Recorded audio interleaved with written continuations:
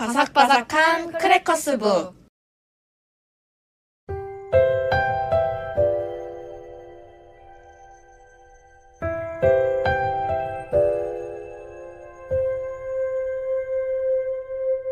안녕하세요. 안녕하세요. 작가님, 저희가 기나긴 봄방학 겸 여름방학을 네. 지내고 왔습니다. 네, 너무 더운 여름이라 지금 좀 깜짝 놀라고 있는데 네.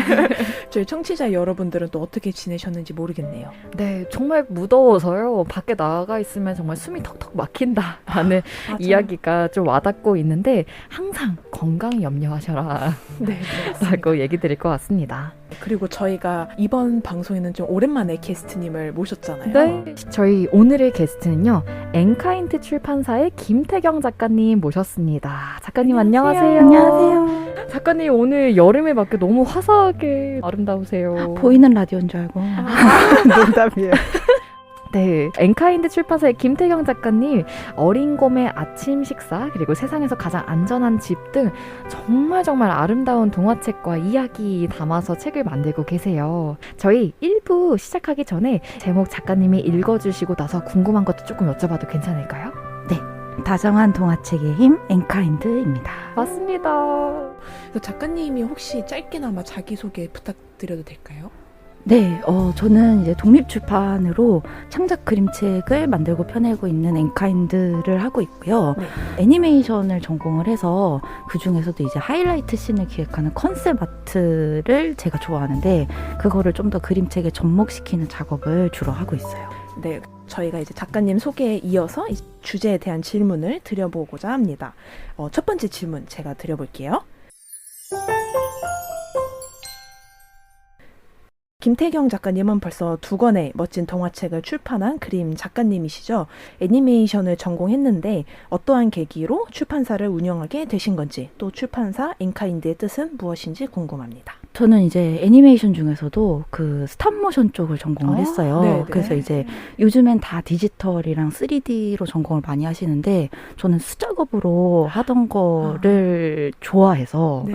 그랬는데 애니메이션도 저희가 다니던 학교는 기획부터 후반부 작업까지 혼자서 다 하는 그런 1인 감독을 양성해내는 좀 그런 학교였어요. 네. 그러다 보니까 학교를 졸업한 이후부터는 제가 혼자서 영상을 만들 수 있지만 시간이 너무 많이 걸리는 거예요. 네. 네. 그리고 회사에 들어가게 되면은 제가 이제 거대한 그 시스템의 일부가 되어서 네네. 그래서 제가 만든 컨셉 아트나 캐릭터들이 발탁이 될 수도 있고 되지 않을 수도 있는 이제 그런 경쟁에 들어가게 되거든요. 네. 그래서 좀 경쟁하는 게 저하고 안 맞기도 했고 제가 처음부터 끝까지 다 만들어 보고 싶은데 회사에서는 이제 더 이상 그런 기회가 없잖아요. 그렇죠. 약간 분업을 하게 되니까. 그쵸. 완벽한 분업 시스템인데 네. 제가 이제 그러는 거에 적응을 하지 못하고 따로 나와서 그럼 독립출판으로 그림책을 만들어 봐야겠다. 그래서 좀 그게 컨셉 아트를 그리는 거에 좀 이렇게 내가 어느 정도 연결성을 가져갈 수 있지 않을까라고 생각을 했던 것 같아요. 네. 개인적으로 엔카인드라는 뜻도 굉장히 궁금했어요. 이거는 직역을 한 건데 좀 저는 다정함의 힘을 믿는 사람이에요. 네. 그러니까 그 kind라는 게 직역하면 친절함인데 뭔가 친절하다라는 게 좀 서비스업에 제한돼 있는 단어 같잖아요. 그래서 좀 더 그것보다 더 많은 내용을 담고 있는 게 다정함인데 저는 다정한 게 요즘 사회에서는 좀 이제 호구라고 생각하더라고요. 많은 분들이. 네네. 착하면 안 된다. 손해본다. 네. 피해본다. 이런 식으로. 그래서 저는 나는 강하면서도 다정할 수 있다. 그래서 strong and kind. 또 될 수 있고 그리고 나는 독립적이면서도 다정할 수 있다. independent and kind 해서 앞에 독자분들이 자기의 아이덴티티를 다 갖다 붙이실 수 있어요. 열정, 뭐 진취적, 그래서 강하다고 생각하는 이미지를 다 붙이고 마지막에는 and kind 할 수 있다. 다정할 수 있다. 그런 의미예요. 작가님이 얘기해 주셨던 이야기들이 너무 다정하네요. 그래서 앞에 어떻게 보면은 의외의 것이 붙을 수도 있어요. 그래서 예를 들면 뭐 되게 많이 상처 입었지만 카인드 할 수 있고 걸걸하지만 카인드 할 수 있고 왜 이렇게 사람이 외모만 보고 판단할 수 없잖아요. 네, 그러니까 모든 사람들이 다정함을 같이 가져갔으면 좋겠다라는 마음에서 짓게 된 이름이에요. 출판사 이름과 이게 어떻게 출판사를 시작하게 되셨는지에 대해서 저희가 첫 번째 질문만 드렸는데도 작가님의 다정함에 저희가 너무 감동을 받게 되는데요. 네. 그럼 서둘러서 두 번째 질문 드려보겠습니다. 작가 소개를 보면 영상 속의 하이라이트 씬을 기획하는 컨셉 아트처럼 동화책의 강렬한 이미지를 먼저 구상하는 편이라고 밝히셨는데요. 동화책을 출판하실 때도 애니메이션을 만들 때와 비슷한 방식으로 작업을 하시는지 작가님만의 그림책 작업 스타일이 궁금합니다. 이제 컨셉 아트를 조금 설명을 드리자면은 네. 물론 모두가 정의가 다를 수 있겠지만 저는 단편 영화든 장편 영화든 간에 뭔가 이제 사람들이 그 영화를 보고 나면은 딱 하나 기억에 남는 좀 뇌리에 남는 씬이 사실 하나도 없어요. 웬만하면. 네. 그러니까 굉장히 많은 씬과 컷이 있는데 다 기억하지 못하잖아요. 네. 예를 들어 이제 오래된 영화긴 하지만 뭐 타이타닉 영화라고 하면 많은 분들이 기억하시는 씬이 그 그쵸. 갑판 위에서 팔을 벌리고 이렇게 딱 안아주는 그 명장면이 있잖아요. 네, 그러니까 네. 흔히 그게 명장면이 그걸 이제 컨셉 아트에서 주로 기획을 한다고 아. 저는 생각을 했어요. 네. 그래서 모든 씬들이 다 의미가 없는 건 아니지만 연결을 위한 씬도 있고 이렇게 정보를 주는 씬도 있어서 네. 임팩트를 남기는 씬을 기획을 하는 것이 좋다라고 저는 생각을 해서 그거를 먼저 책에서 구성을 하고 그 외에 나머지 자잘한 것들을 이제 연결점으로 만드는 것 같아요. 그 연결점에 대한 고민 같은 거는 혹시 있으세요? 저도 소설을 쓰면서 사람들이 어떤 한 장면이 보고 싶어서 소설을 다시 읽는다고 생각을 하는 편이거든요. 그럴까요?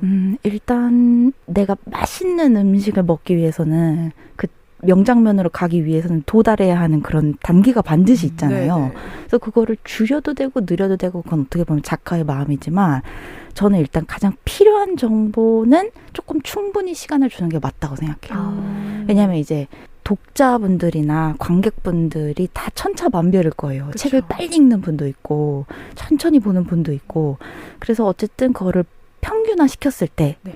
중요한 정보를 되도록 많은 분들이 놓치지 않고 캐치하고 넘어갈 수 있는 정도를 줘야 한다라고 생각하는 편이에요. 작가님이 아까 초반에 얘기해 주셨던 게 스톱모션 방식으로도 그림 작업을 하시는 걸로 알고 있었는데요. 네. 이후에는 그림책 작업 스타일이 조금 변화하시기도 했다는 이야기를 해주셨는데 혹시 이 부분에 대해서도 들을 수 있을까요? 스탑모션 중에서도 제가 했던 거 이제 컷아웃이라고 네. 종이 인형을 이제 입체적으로 싸서 이렇게 움직이는 그런 거였어요. 네. 그런데 이제 디지털이 들어오게 되면서 손으로 하는 것과 디지털이 크게 차이가 안 생기기 시작하는 거예요. 네, 네. 그래서 수작업만의 매력이 원래 있었는데 디지털이 그런 거를 점점 더 훌륭하게 모방을 하면서 경계가 점점 흐려지기 시작했죠. 네, 그래서 네. 굳이 나눌 필요가 없는 거예요. 그래서 저는 예전에는 어린 거미 아침 식사를 할 때는 수작업으로 작업을 하다가 뭔가 이 느낌이 나는 브러쉬가 디지털로도 많이 나오게 되고 맞아요. 그러니까 그게 마음 아파할 일이 아니더라고요. 내가 이거를 똑같이 디지털로도 표현을 할 수 있네? 라고 해서 그렇게 넘어가게 된 것 같아요. 그래서 요즘은 디지털 위주로 작업을 하고 있어요. 저희 예전 방송 중에 성립 작가님이 나오셨을 때도 비슷한 말씀을 해주셨던 것 같아요. 디지털로 편리하게 작업 시간을 줄이면서 다른 점에서 또 장점을 찾을 수 있다는 말씀을 해주셨던 것 같거든요. 네, 맞습니다. 네, 근데 또 그렇다고 수작업이 의미가 없어진 건 아니고 더 특별해진 것 같아요. 그러니까 디지털이 아무리 기술이 발달하고 그래도 절대로 따라하지 못하는 그 특정한 부분을 작가가 이것만큼은 수작업으로 해야 의미가 있다라고 생각한다면 그리고 이게 잘 전달이 되면 가치가 있다고 생각해요. 그러면 저희 이제 그만 감탄하고 네, 작가님 세 번째 이야기로 넘어가 볼게요. 작가님이 아까 말씀해주신 이제 어린 곰의 아침 식사라는 책에는 두 명의 인물이 나오죠. 바로 어린 곰과 할아버지인데요. 저는 이 낯선 조합이 되게 무척 새롭다고 느껴졌던 것 같아요. 스토리가 예전보다 좀 빨리 일어난 곰이 배가 고파서 이제 음식을 찾다가 할아버지랑 이제 맞닥뜨리거든요. 그래서 할아버지가 이제 아침을 차려주면서 이야기가 시작이 되는데 이런 둘의 아침 식사를 통해 작가님이 혹시 전하고 싶었던 메시지가 있었을까요? 사실 어린 곰의 아침 식사는 제가 처음에 만들었던 독립출판 그림책이기도 해서 네. 그때 분명히 전하고 싶었던 메시지가 주고받는 인간관계에 대해서 지친 사람들이 많잖아요. 그래서 네네. 저도 그랬던 경험이 있고, 그래서 그런 분들에게 꼭 그렇게 기브 앤 테이크를 명확하게 하지 않아도 좋은 관계가 있다라는 거를 캐릭터들을 통해서 보여주고 싶었어요. 그래서 사실 그 되게 다른 캐릭터잖아요. 네네. 어린 곰과 할아버지가. 그래서 일부러 그런 설정이 들어간 거예요. 처음부터. 그래서 굉장히 상반된, 그래서 현실에서는 거의 맞닥뜨리면 이상한 그런 사람을 둘이 붙여놓는 거죠. 네, 네. 그러니까 예를 들면 어린 곰은 일단 동물과 사람 완전 다르고, 그리고 나이가 많은 할아버지와 아주 어린 곰, 그러니까 인생의 경험이 풍부한 사람과 너무 적은 사람인 거예요. 근데 어린 곰이 어느 정도로 인생이 경험이 적냐면은 겨울잠에서 언제 일어나야 하는지도 모르는. 네, 맞아요. 그래서 실수로 일찍 일어나 버리는. 그래서 되게 미흡한 캐릭터거든요. 동물인 거를 떠나서 이제 성격적으로 보게 되면은 네. 그런 다른 캐릭터를 둘이 붙여놓으면은 되게 시너지가 일어난다고 저는 생각을 해요. 되게 이렇게 티키타카가 잘 되고 네. 둘이 부족한 부분이 잘 맞춰지고, 그래서 그 둘이 주고받는 게 정해져 있어요. 곰은 계속 받고. 네, 그래서 나중에 어느 정도 이제 봄이 됐으니까 네가 스스로 잡아먹을 때도 되지 않았나 해도 계속 가서 할아버지 음식을 계속 먹는 거예요. 네. 할아버지는 주는 입장 계속 줘요. 네. 그래서 요즘 현대적인 시각으로 봤을 때는 아니 이런 막대 먹은 놈이 있나, 뻔뻔한 놈이 있나, 이런 느낌인데 인터넷 뉴스로 기사 나가면 그런 타이틀이 될 수 있겠네요. 자극적인. 그런데 저는 그거를 좀 사랑스럽게 표현을 하고 싶었어요. 네, 네. 왜냐면 우리 모두가 다 한때는 그렇게 받기만 하면서 그렇게 맹목적으로 받고 있다는 걸 모르는 시기가 있잖아요. 네, 특히 네. 유년기 시절에는 그렇게 맹목적으로 주는, 희생하는 그런 관계를 우리가 모두 한 번쯤은 겪지 않았을까. 그래서 어른이 되면 그런 관계가 점점 사라지는 게 맞는데, 그래도 옛날에 그런 관계를 떠올려 보면 좀 위로를 받을 수 있지 않을까 해서 만들게 된 이야기예요. 저는 작가님이 스스로 이거 그림을 그리면서 좀 위로가 되셨는지도 궁금했었거든요. 고통스럽죠.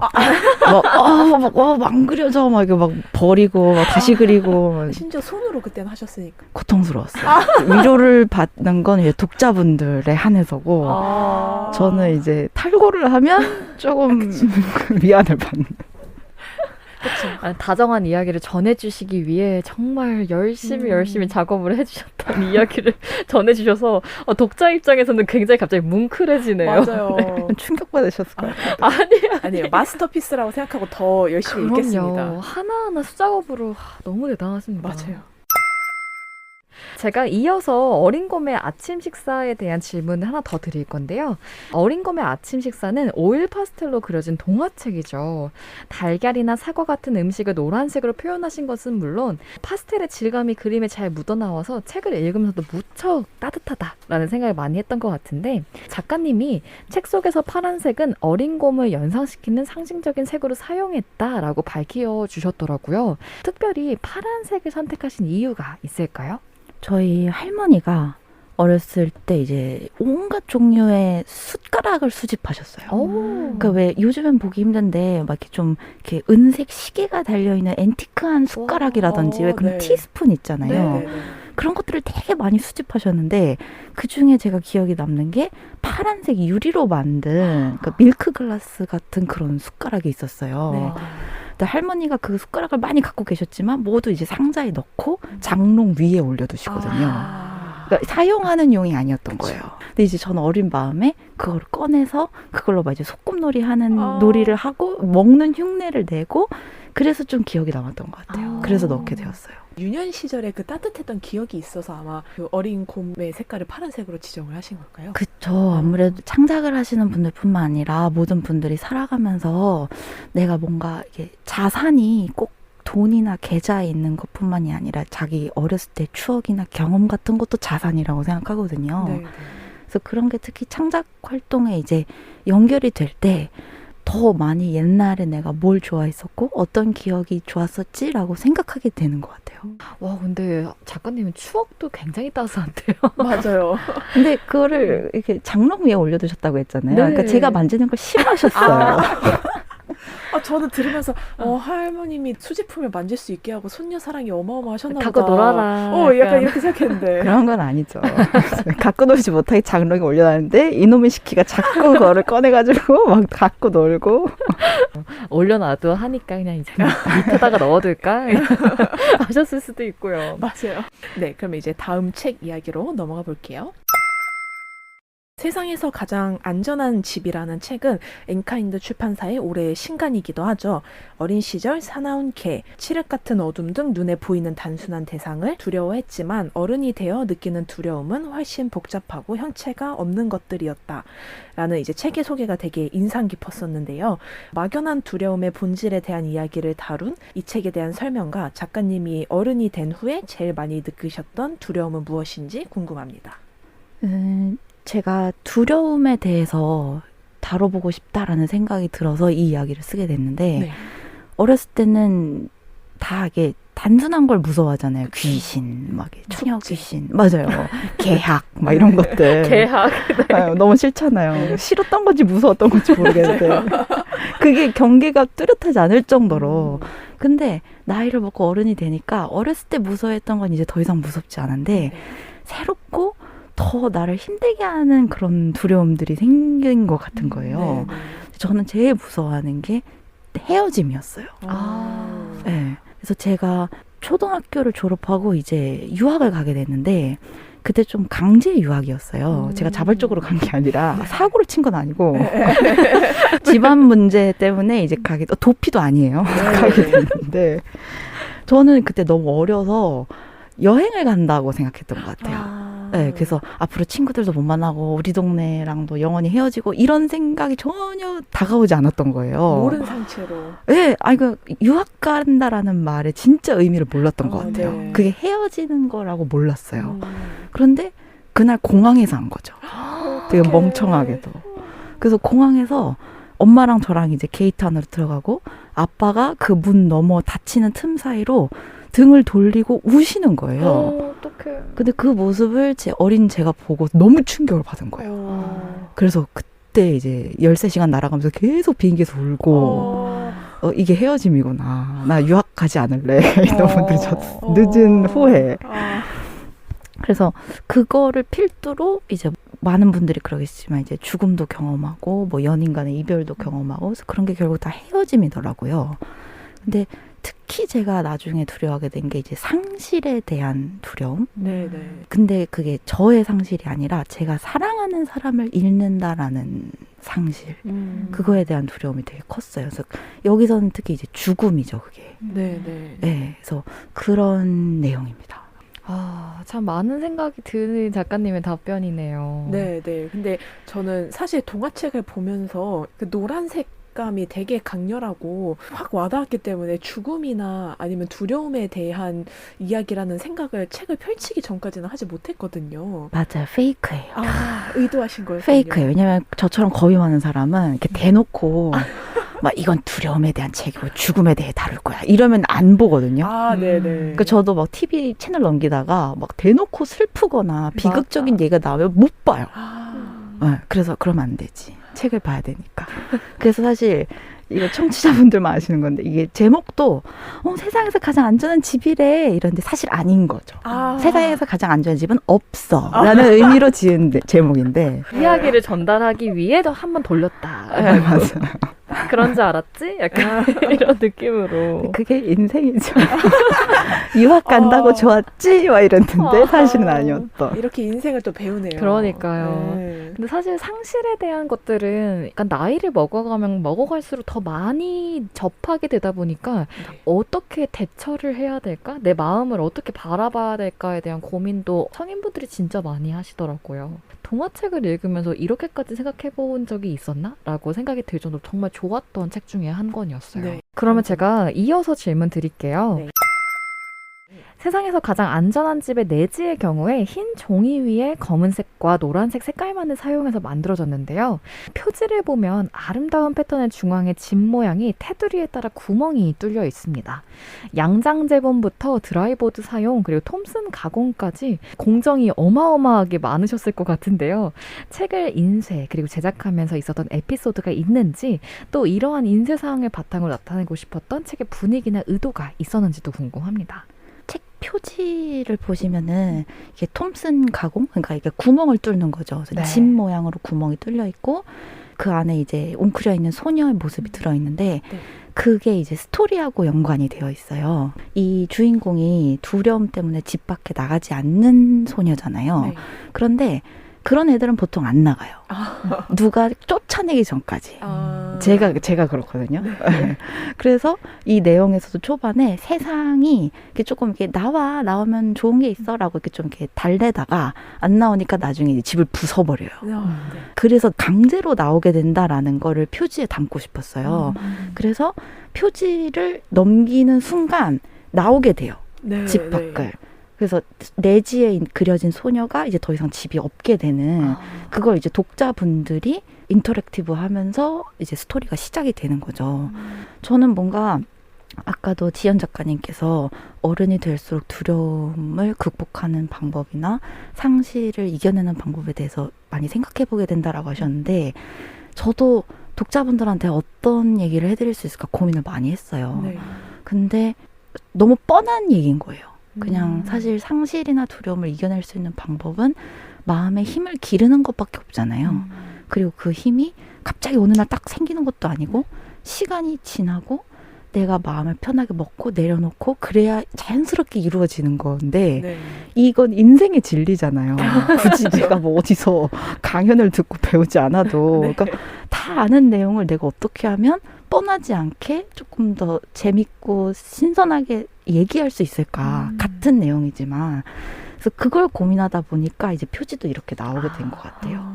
그래서 사실 자연스럽게 받아들이면 두려움이나 상실에 대한 것도 이제 이겨낼 수 있다라는 메시지를 독자분들이 책장을 넘기는 게 되게 자연스럽잖아요. 책을 네네. 읽을 때.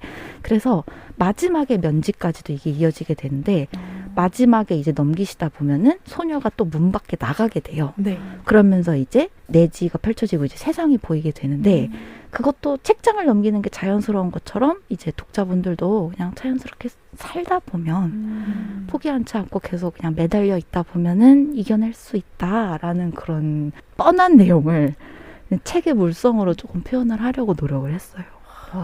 이런 얘기를 저희가 이런 기회 아니면 언제 들을 수 그러니까요. 있을까요? 저도 어디 가서 해본 적이 없어요. 아, 아무도 진짜요? 궁금해하지 않기 때문에. 아니요. 너무 궁금하실 거예요. 네. 아니 아무도 신경 쓰지 않는데요. 아니, 자, 청취자분들 빨리 댓글 남겨주세요. 맞아요. 우리 소중한 태경 작가님의 작품에 대해서. 네. 맞아요. 그래서 그림도시에서도 오프라인 행사가 되게 오랜만에 열렸잖아요. 네. 그래서 그때 처음 보신 독자분들도 책 표지를 넘길 때 제가 그걸 설명을 해드리니까 다들 되게 그때부터 이미 좀 몰입이 돼서 좋아하시더라고요. 네, 그럴 것 같아요. 네, 그러면 제가 다음 질문 이어서 드릴게요. 제가 6월 17일부터 19일까지 문화역 서울 284에서 열렸던 그림도시 행사에서 처음으로 인사를 드렸었죠. 아름다운 그림책만큼 출판사 부스가 정말 예뻤는데요. 그 속에서 판매하는 굿즈 중에 친환경 에스카보드에 그림을 찍어낸 형압 레터프레스 코스터를 판매하시더라고요. 심지어 가격이 굉장히 저렴했어요. 그래서 문의를 드렸더니 많은 사람들이 레터프레스를 접하면 좋겠어요 라는 설명을 덧붙여 주시기도 하셔서 정말 인상 깊었는데 이 레터프레스라는 기법에 대해서 제품을 만들게 되신 계기와 그리고 간단하게 설명도 같이 들어볼 수가 있을까요? 네, 레터프레스는 처음 들어보신 분들도 계시기 위해서 살짝 설명을 네. 하자면 쉽게 말해서 금속 활자 기법이라고 생각하시면 돼요. 그래서 금속으로 판을 만들어서 그거를 종이 위에 강하게 압력을 줘서 찍어내는 그런 인쇄 기법인데 15세기에서 이제 독일의 구텐버그라는 분이 만든 인쇄 기법이에요. 네. 그걸 한 번쯤 들어보셨던 분들은 유럽에서는 이제 이 기법을 되게 혁신적인 기법으로 표기를 하고 있는 이유가 이때부터 이제 지식이 전파가 되기 시작했어요. 네. 책을 옛날에는 다 필사로 만들어서 한 달에 한 권 이렇게 만들었던 거를 이제 이 레터프레스 기법으로 이용해서 계속 찍어낼 수 있게 되니까 정보가 전달이 빠르게 되는 거예요. 그래서 확산이 되면서 사교계 고위층만 읽던 책이 이제 대중들에게도 모두 쉽게 접할 수 있는 그런 게 된 거죠. 네. 그래서 그 기법이 되게 매력적인 이유는 그 당시에는 사실 혁신적인데 요즘 21세기 분들이 보기엔 되게 고리타분하고 막 옛날 기법이잖아요. 근데 어쨌든 이게 책의 부흥에 굉장히 큰 기여를 한 기법이다라는 네. 게 전 너무 재밌었어요. 네. 그래서 레터프레스에 관련된 뭔가 엽서를 가져가시면은 이게 책의 역사의 한 조각을 가져가는 것이다 라고 이제 그렇게 셀링 포인트를 잡았었는데 그게 되게 재밌는 게 제가 스탑모션을 했다고 했잖아요. 그러니까 그 이유가 이렇게 손에 이렇게 닿는 촉감이나 질감이 재밌어요. 근데 레터프레스는 종이를 만져보시면 일반적인 디지털 페인팅이랑 다르게 이렇게 올록볼록해요. 형압이 네. 들어가 있다 보니까. 네. 그리고 종이도 항상 비도공지를 사용을 해야 되고 그래서 많은 분들이 그 아날로그의 아까 제가 얘기했던 수작업만의 그 특징을 가장 잘 표현할 수 있는 게 레터프레스 인쇄 기법이라고 생각했거든요. 그래서 그것도 소개해드리면서 이제 정작 제 그림책은 현대의 기술로 만든 펜톤으로 별색 인쇄를 해서 옵셋 인쇄를 그래서 이 두 가지의 양극성을 느껴보시라. 네, 그래서 많이들 재밌어 해주셨어요. 제가 그림도시에는 그 동판도 가지고 나가서 이렇게 진짜요? 찍는 거다라고 보여드렸거든요. 근데 지연 작가님께서 왜 이렇게 저렴하게 판매하냐고 그러는데 사실 제가 굿즈를 만들 때마다 항상 고민하는 게 가격 책정이에요. 맞아요. 네, 그러니까 뭐 예쁜 걸 만드는 것도 당연한데 예쁘게 만들다 보면은 가격이 점점 올라가거든요. 단가가. 근데 그래서 저는 주변에 좀 이렇게 일반 친구들이나 이제 많은 분들한테 이제 얼마면 사겠어라고 물어보거든요. 네. 그러니까 책을 좋아하고 뭐 이런 거를 좋아하시는 분들의 얘기도 물론 듣는데 진짜 이런 거에 전혀 관심이 없는 분들의 얘기도 참고를 해서 평균을 내는 편이에요. 왜냐하면 뭔가 레터프레스 신기하고 처음 들어보는데 괜찮은데 가격이 뭔가 진입 장벽이 높아지게 되면은 그걸 못 넘게 되는 거잖아요. 네. 그래서 그게 너무 아쉬운 거예요. 그래서 그런 것들을 다 참고를 해서 이 정도 가격이면은 관심 있는 분들이 조금 부담을 적게 한번 시도를 해볼 수 있지 않을까 해서 굿즈랑 책도 다 그런 식으로 책정을 하는 편인 것 같아요. 너무 멋지십니다. 짧게 설명을 해드리면은 제가 이 세상에서 가장 안전한 집도 2도 인쇄잖아요. 네. 노란색하고 검은색만 사용했는데 레터프레스도 그런 식으로 색깔에 따라서 판의 개수를 만들어야 돼요. 그래서 노란색 판 따로 검은색 판 따로 해서 2도 인쇄가 되는 거죠. 네. 천으로 인쇄하는 경우에는 실크 프린팅이 거의 비슷한 기법으로도 제작이 되겠네요. 그것도 이제 손으로 다 그렇죠. 미시는 그렇죠. 건데 이건 그냥 찍는 거죠. 네. 그 키링처럼 만드신 수작업으로 만드신다고 해도 레진 부어서 하시는 키링도 굉장히 예쁘더라고요. 이 세상에서 가장 안전한 집에 나오는 여우 얼굴이 나와 있어가지고. 네, 맞아요. 근데 그 제작하기 너무 힘드셨다고. 인스타그램에 나와 있어가지고 누가 봐도 너무 힘들어 보였다. 이거는 너무 수작업이 많다 생각을 하긴 했는데 어떻게 된 건가요? 제가 이제 레진 공예는 고등학교 때 제가 예고를 나왔어요. 그래서 그때 처음 만들어 봤어요. 그때 네. 처음 레진을 만들었는데 장난 아니었어요. 기포 터지고 막 황변되고 막 진짜 누가 봐도 흉물스러운 작업을 했는데 그거를 바탕 삼아서 레진 공예에는 꾸준히 관심이 있었는데 이게 재밌는 점이 그림책은 이제 납작한 2D잖아요. 그래서 평면적으로밖에 그림을 감상할 수가 없는데 이거를 제가 레이어 층을 쌓아서 레진으로 만들면은 좀 입체적으로 감상을 할 수가 있겠는 거예요. 그래가지고 이제 그림을 UV 인쇄를 해가지고 그러니까 물이나 레진에 닿아도 이제 상하지 않도록 해서 그거를 이제 레진 투명한 틀 안에 넣어서 만들었는데 많은 분들이 신기해하셨어요. 네, 너무 예뻤어요. 그래서 거기에도 이제 홀로그램 종이를 넣어가지고 네. 이렇게 빛에 비치면 이제 다각도로 반짝반짝 빛나고 색깔이 바뀌는 수작업의 재미는 그런 것 같아요. 되게 아크릴 키링을 그냥 할 걸 이라고 수백만 원 생각했던 것 같아요. 그냥 그래서 어쩌면 다음 페어에서는 아크릴 키링을 대신 가지고 나올 수도 있는데 저는 타협을 되게 잘하는 인간이거든요. 아, 필요하죠. 네, 근데 해보고 싶다라는 생각이 먼저 들어서 사실 만들 때도 되게 재밌게 만들어서 그래서 또 많은 분들이 좋아해 주셔서 저도 좋았어요. 저희가 이렇게 또 즐겁게 얘기하다 보니까 벌써 마지막 질문인데요. 태경 작가님의 신비로운 그림과 천천히 위로받는 이야기를 떠올리면 엔카인드 출판사의 다음 책은 또 어떤 주제일까 이런 즐거운 상상을 하게 되는데요. 앞으로 작가님이 펼쳐보고 싶은 이야기의 주제가 있다면 어떤 것들이 있는지 그리고 또 향후 계획도 궁금합니다.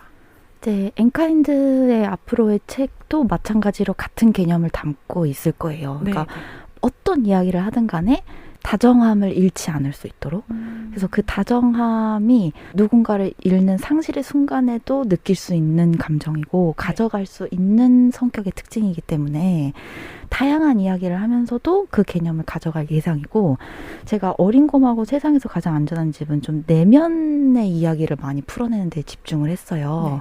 그런데 이제는 좀 외부의 이야기도 하고 싶은 거예요. 그래서 제가 겪었던 이야기에서 조금 더 넓어진 그래서 지금 기획하고 있는 신간은 이제 설탕이 어디 있지라는 벌써 제목을 붙였는데 그게 이제 사실 우크라이나 전쟁에 실제로 일어난 일들을 가지고 만든 논픽션 그림책이에요. 근데 이제 설탕이 어디 있지라는 게 사실 전쟁 직전이나 전쟁 중에는 많은 식료품들 특히 이제 설탕이나 소금 같은 그런 일상에서 가장 필요한 것들이 사전에 미리 다 품절이 된대요.